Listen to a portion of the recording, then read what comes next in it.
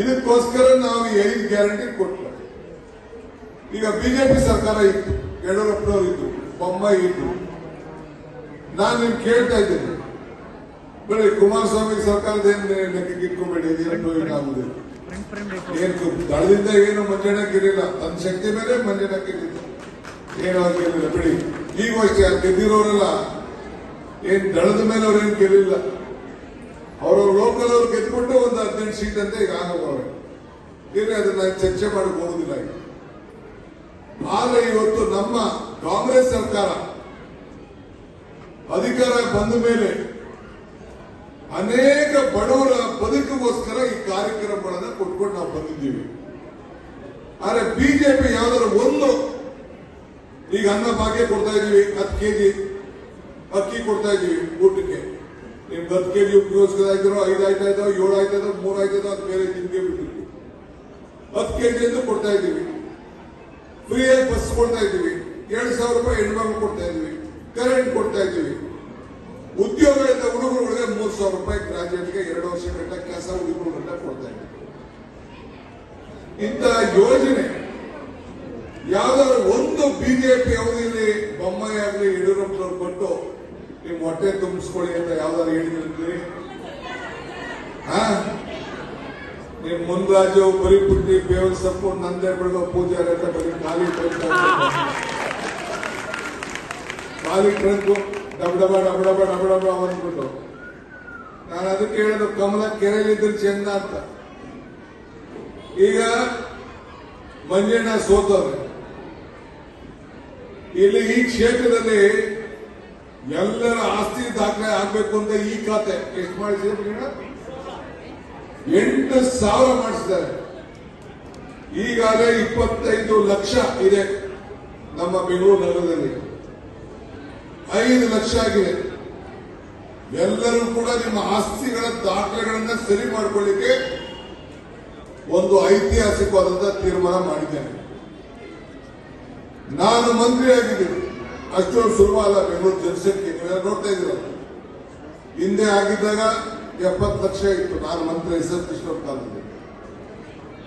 ಆಗ ಬಜೆಟ್ ಸಣ್ಣ ಬಜೆಟ್ 27-28 ಸಾವಿರ, ಈಗ 4 ಲಕ್ಷ 8 ಕೋಟಿ. ಈಗ ನಾನು ದೊಡ್ಡ ದೊಡ್ಡ ಯೋಜನೆ ತೆಗೆದುಕೊಂಡು ಅಲ್ಲಿ ಸಾಲ ಇಲ್ಲಿ ಸಾಲ ಎಲ್ಲ ಎತ್ತಿ 3-4 ವರ್ಷದಲ್ಲಿ 1 ಲಕ್ಷ ಕೋಟಿ ರೂಪಾಯಿ ಬೆಂಗಳೂರು ನಗರಕ್ಕೆ ಹಾಕಿ ಬೆಂಗಳೂರಿಗೆ ಒಂದು ಹೊಸ ಶಕ್ತಿ ತುಂಬಬೇಕು ಅಂತ ಹೇಳಿ ತೀರ್ಮಾನವನ್ನ ಮಾಡಿದ್ದೇವೆ. ಈಗ ನಿಮ್ ಪಕ್ಕದಲ್ಲಿ ಫ್ಲೈಓವರ್ ಇದೆ, ನೆಲಮಂಗಲ ಘಟ್ಟ ಬಿಜೆಪಿಯವರು ಮಾಡಿಸಿದ್ರ? ಮನಮೋಹನ್ ಸಿಂಗ್ ಮಾಡಿದ್ದು. ಏರ್ಪೋರ್ಟ್ ರೋಡ್ ಅಲ್ಲಿ ಕೃಷ್ಣಾಪುರ ಕ್ಷೇತ್ರದಲ್ಲಿದೆ, ಬಿಜೆಪಿಯವರು ಮಾಡಿದ್ರ? ಮನಮೋಹನ್ ಸಿಂಗ್ ಮಾಡಿದ್ದು. ಹೊಸೂರು ರೋಡ್ ಫ್ಲೈಓವರ್ ಇದೆ, ಅದನ್ನು ಮನಮೋಹನ್ ಸಿಂಗ್ ನಮ್ಮ ಕಮಲ್ನಾಥ್ ಮಂತ್ರಿ ಇದ್ದು ಅವ್ರು ಮಾಡಿದ್ರು. ಕೋಲಾರ ಇದೆ ಡಬಲ್ ರೋಡ್, ಅದು ಕಾಂಗ್ರೆಸ್ ಅವರು ಮಾಡಿದ್ರು. ಯಾವುದೇ ಆಗಲಿ ಇಂಥ ಕಾರ್ಯಕ್ರಮ ಬೆಂಗಳೂರು ನಗರಕ್ಕೆ ಅವತ್ತು ನರಮ್ ಯೋಜನೆ ಅಂತ ಕೊಟ್ಟು ಕೋಟ್ಯಾಂತರ ರೂಪಾಯಿ ಹಣ ಕೊಟ್ಟು ಇವತ್ತು ಬೆಂಗಳೂರನ್ನ ಇವತ್ತು ಗುರ್ಸುವಂತ ಕೆಲಸ ಕಾಂಗ್ರೆಸ್ ಪಕ್ಷ ಮಾಡ್ಕೊಂಡು ಬಂದಿದೆ. ನಿಮ್ಗೆಲ್ಲ ಉದ್ಯೋಗಗಳನ್ನು ಕೊಡಬೇಕು ಹೆಣ್ಮಕ್ಳಿಗೆ. ಮೊನ್ನೆ ತಾನೇ ಗ್ಲೋಬಲ್ ಇನ್ವೆಸ್ಟರ್ಸ್ ಮೀಟ್ ಮಾಡಿದ್ರು.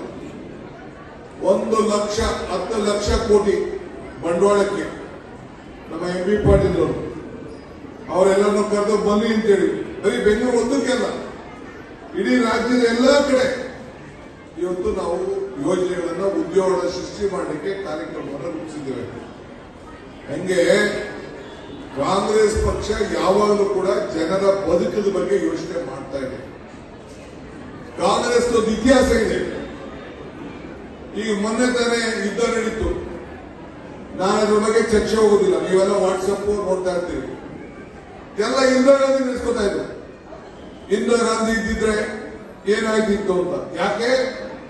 ಒಂದು ಬಲಿಷ್ಠವಾದಂತ ಹೆಣ್ಮಗಳು ನಾಯಕತ್ವವನ್ನು ಕೊಟ್ಟು ಪಾಕಿಸ್ತಾನ ಭಾಗ ಮಾಡಿ ಬಂಗ್ಲಾ ಮಾಡಿ ಯುದ್ಧ ಮಾಡಿ ಈ ದೇಶವನ್ನ ಗೆದ್ದು ಗೌರವವನ್ನು ಉಳಿಸಿದ್ರು ಅಂತ ಹೇಳಿ ಇದೇ ಕಾಂಗ್ರೆಸ್ ಪಕ್ಷದ ಶಕ್ತಿ. ತನ್ನ ಪ್ರಾಣ ಬದಿಗೊಟ್ಟು ರಾಜೀವ್ ಗಾಂಧಿ ಅವರು ಪ್ರಾಣ ಬಿಟ್ಟರು, ಸೋನಿಯಾ ಗಾಂಧಿ ಅವರು ಈ ದೇಶದ ಪ್ರಧಾನಮಂತ್ರಿ ಸ್ಥಾನವನ್ನು ತ್ಯಾಗ ಮಾಡಿಬಿಟ್ರು. ಯಾರು ಇದ್ದಾರ ಬಿಜೆಪಿಯಲ್ಲಿ? ಪಂಚಾಯತಿಲಿ ನಾವು ಹಂಚ್ಕೊಳ್ಳೋಕೆ ಹಿಂದೆ ಮುಂದೆ ನೋಡ್ತೀವಿ. ನಾವು 10 ತಿಂಗಳು 15 ತಿಂಗಳು 1 ವರ್ಷ ಅಂತ ಮಾಡ್ಬಿಟ್ಟಿರ್ತೀವಿ. ಅದನ್ನೇ ಬಿಡಕ್ಕೆ ಹಿಂದೆ ಮುಂದೆ ನೋಡ್ತಾರೆ. ಸೊ ಹಂಗೆ ಕಾಂಗ್ರೆಸ್ ಪಕ್ಷದಲ್ಲಿ ನಮ್ಮ ನಾಯಕರಲ್ಲಿ ಗಾಂಧಿ ಕುಟುಂಬ ಈ ದೇಶವನ್ನ ಒಗ್ಗಟ್ಟು ಮಾಡಂತದ್ದು, ಕಾಂಗ್ರೆಸ್ನ ಒಗ್ಗಟ್ಟು ಮಾಡಂತದ್ದು, ಕಾಂಗ್ರೆಸ್ಗೆ ತ್ಯಾಗ ಮಾಡಂತದ್ದು ದೇಶಕ್ಕೆ. ಈಗ ನೋಡಿ, ಮೊನ್ನೆ ಯುದ್ಧ ಆದಾಗ ಎಲ್ಲ ಬದಿಗೊಟ್ಟು ಕಾಂಗ್ರೆಸ್ ಪಕ್ಷ ಈ ದೇಶ ಉಳಿಬೇಕು ಅಂತೇಳಿ ಮಲ್ಲಿಕಾರ್ಜುನ ಖರ್ಗೆ ಅವರ ನಾಯಕತ್ವದಲ್ಲಿ 3 ಮೀಟಿಂಗ್ ಮಾಡಿ, ನೀವು ಬಿಜೆಪಿಯವರು ನೀವೇನಾದ್ರು ಮಾಡಿ ಭಾರತ ಉಳಿಬೇಕು ಅಂತ ಹೇಳಿ ತೀರ್ಮಾನ ಮಾಡಿದ್ದು ಕಾಂಗ್ರೆಸ್ ಪಕ್ಷ ಬೆಂಬಲ ಕೊಟ್ಟರು. ಬೇರೆ ಯಾರು ಬಿಜೆಪಿ ಇದು ಮಾಡ್ತಿದ್ರ? ಬರೀ ಟೀಕೆಗಳನ್ನು ಮಾಡೋರು. ಆದ್ರೆ ತಮ್ಮ ನಾನು ಕೇಳ್ಕೊಳ್ಳೋದು ಇಷ್ಟೇ, ಈಗ ಹೊಸದಾಗಿ ಗ್ರೇಟರ್ ಬೆಂಗಳೂರು ಮಾಡಿದ್ದೀವಿ. ಈ ಬೆಂಗಳೂರು ಬೆಳೀತಾ ಇದೆ, ಇನ್ನ ಬಹಳ ಏರಿಯಾಗಳೆಲ್ಲ ಸೇರಿಸ್ಕೊಳ್ಬೇಕು. ಅದನ್ನು ಮುಂದಕ್ಕೆ ಸೇರ್ತೀವಿ. ಈಗೆಲ್ಲ ಮಂತ್ರಿಗಳೆಲ್ಲ ಕರೆದೋದು ಮೀಟಿಂಗ್ ಮಾಡಿದೀನಿ, MLA ಕರೆದು ಮೀಟಿಂಗ್ ಮಾಡಿದೀನಿ. ಇನ್ನು ಸಣ್ಣ ಮೀಟಿಂಗ್ ಮಾಡಬೇಕು, 3 ಮಾಡಬೇಕು, 4 ಮಾಡಬೇಕು, 5 ಮಾಡಬೇಕು ಅಂತ ಒಂದು ತೀರ್ಮಾನ ಆಗಬೇಕು. 1ರಿಂದ 7ವರೆಗೂ ಅವಕಾಶ ಕೊಟ್ಟಿದ್ದಾರೆ. ಈಗ ಅದನ್ನು ಕೂಡಿ ಈ ವಾರದಲ್ಲಿ ಅದಕ್ಕೊಂದು ತೀರ್ಮಾನ ಮಾಡ್ತೇನೆ. ಮಾಡಿ ಪ್ರಜಾಪ್ರಭುತ್ವ ವ್ಯವಸ್ಥೆಗೆ ಎಲೆಕ್ಷನ್ ಮಾಡ್ತೀವಿ. ನಾವೇನು ಎಲೆಕ್ಷನ್ ಗೆಲ್ಲೋರಲ್ಲ, ಎಲೆಕ್ಷನ್ ಮಾಡಬೇಕು. ಎಲ್ಲ ಕಾರ್ಪೊರೇಟ್ಗಳು ಹೊಸರು ಬರಬೇಕು.